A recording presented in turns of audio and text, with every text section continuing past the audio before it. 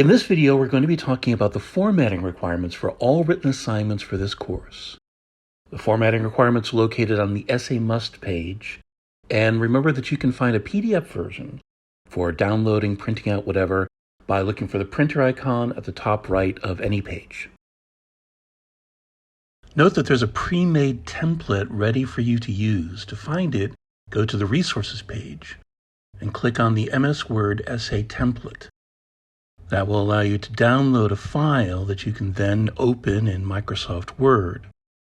Once you get to Word, you want to make sure that you save the file as with a name that's appropriate to the essay. This includes the essay topic and ideally your name, just to make sure that your essay doesn't get mixed up with anyone else's.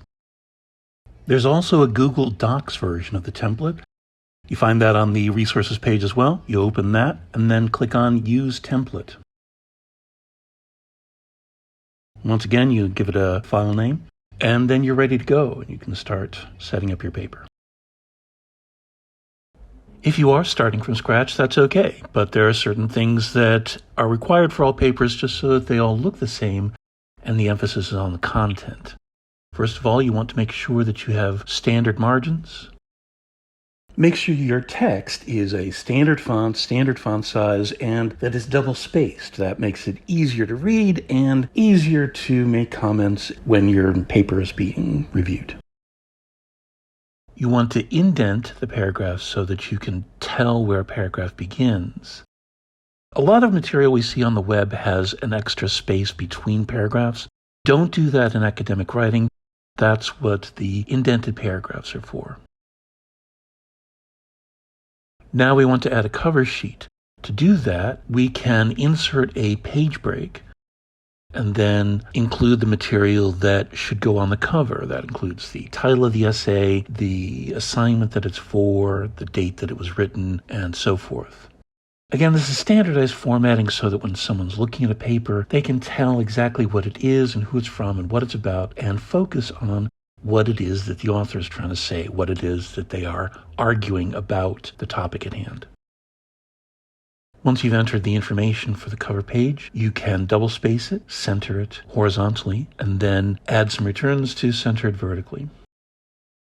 There are other ways to do this involving section breaks and so forth, but this is the simplest way to accomplish the creation of a cover page. Page break, add the information, center it, bring it down on the page. Now we want to add page numbers. So you can start with the automatic page numbering feature that is included in any word processing program. This will create what's called a footer, which is a separate section of the page, and add an automatic page number to it. Now, if you start from the automatic function, it's going to include the cover page as page 1.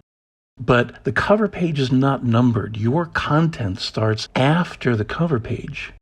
And so what we want to do is start the page numbering at 0 and then hide the page number on the cover. We do that by setting the document to have what's called a different first page. That means the first page has a separate, different footer. And by default, that footer will be blank. The end result here is there's no page number on the cover, and the first page of your document is the page where your content begins. Finally, a word about page counts. Most of the written assignments have a specified length that the essay is expected to be, 3 to 4 pages, something like that. What I'm looking for is 3 to 4 pages of essay content, so that's not including the cover sheet, bibliography, 3 to 4 pages of actual argument, or whatever the specified length is. So if we look at this, for example, there are 3 pages on which there is essay, but it's obviously only 2.5 pages. What I'm looking for is 3 pages, in this case, of essay, of argument, of you talking about what it is that you're trying to say. So bear that in mind as you're writing your assignments. The page count involves what it is that you are actually writing about the subject at hand. If you are unsure how to do any of the things in the requirements for all papers, or if you have questions or things you want to try out or things you're not sure about, come and talk to me. Come and talk to me in office hours, send me an email, try to flesh it out before you submit the paper, and that way everything works out better.